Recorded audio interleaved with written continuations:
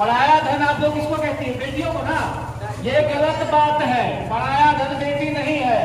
बिहार का हर बेटा पराया धन है। क्यों?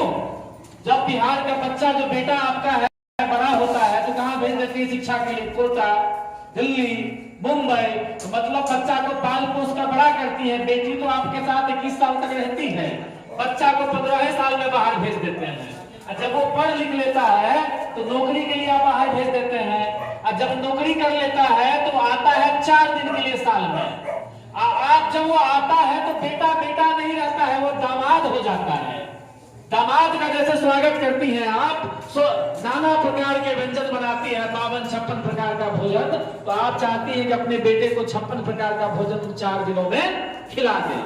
अब आप बताइए कि आपका बेटा इस सरकार के कारण आपका बेटा पराया धन हो गया और इसी सरकार को आप जिता रही हैं बार बार और कह रही है कि नेता ठग रहा है। आपको अपने बेटे की भी चिंता नहीं है कि आप अपने बेटे की भी चिंता नहीं कर रहे हैं कि जो पराया धन बन गया है। क्या वो जो जाता है कोटा में, राजस्थान में, दिल्ली में, हरियाणा में, गाली नहीं सुनता है, उसको अपमानित किया जाता है, गाली दिया जाता है, साला बिहारी आ गया मजदूरी करने के लिए, साला बिहारी आ गया गिनाने के लिए। तो ये समस्या है कि बिहार का हर बच्चा, हर बेटा पराया धन बन गया है, लेकिन उसकी मां को यह एहसास नहीं है कि हमारे बेटे को पराया धन बना दिया है। तो इससे ज्यादा ठगी आपके साथ क्या किया जाएगा?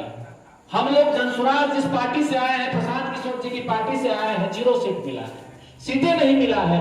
सीट मिलेगा, जीतेंगे, इसके बाद अगर आपके बेटे को यहाँ पर रोजगार ना मिले, चलिए मान लीजिए आपके बेटे को नहीं मिले, लेकिन जनसुराज अगर आएगी तो यह सुनिश्चित करेगी कि आपका पोता या आने वाला पीढ़ी कम से कम पराया धन ना हो। हमारी बहन जो है पानी दे रही है, बहुत बहुत धन्यवाद। तो यह सुनिश्चित जनसुराज करेगी। तो ये समझाने हम आपको आए हैं कि नहीं, सबसे बड़ा समस्या क्या है कि आपका बेटा आपसे दूर हो गया, पराया धन बना दिया गया। तो आज से अगर कोई पूछे पराया धन कौन है तो कहिएगा बेटा भी पराया धन है। बेटी खाली नहीं है, बेटा भी पराया धन है। और किसने बनाया? तो बिहार की सरकार ने बनाया है। ये समझाने हम आए हैं। बाद बाकी अगर मान लीजिए लोग, अच्छा आप कहते हैं नेता ठगता है, मान लीजिए एक बेटा नालायक हो जाता है, जुआ खेलने लगता है, शराब पीने लगता है, तो क्या आप उस बेटे को बार बार सुधारने का प्रयास नहीं करती हैं? तो अगर एक नेता नालायक हो गया है तो दूसरे नेता को कोशिश करिए, चुनिए। वो नालायक हो जाए तो तीसरे को चुनिए, और तीसरा हो जाए तो चौथे को चुनिए। लेकिन एक व्यक्ति को आप 20 साल से जिता रहे हैं, पूरे 25 साल से नीतीश कुमार जी को जिता रहे हैं, भाजपा को जिता रहे हैं, और आप कह रहे हैं कि नेता गलत है। गलत तो जनता भी है ना। नहीं, बहुत बहुत धन्यवाद दीदी। गलती तो जनता की भी है। आप महिलाएं हैं, आप बताइए, रोटी को पलटिएगा नहीं तो रोटी का क्या होगा? जल जाएगा। नेता नहीं बदलिएगा तो नेता क्या करेगा? नेता यही करेगा, विकास नहीं करेगा, आपको ठग लेगा, आपके बेटे को पराया धन बना देगा।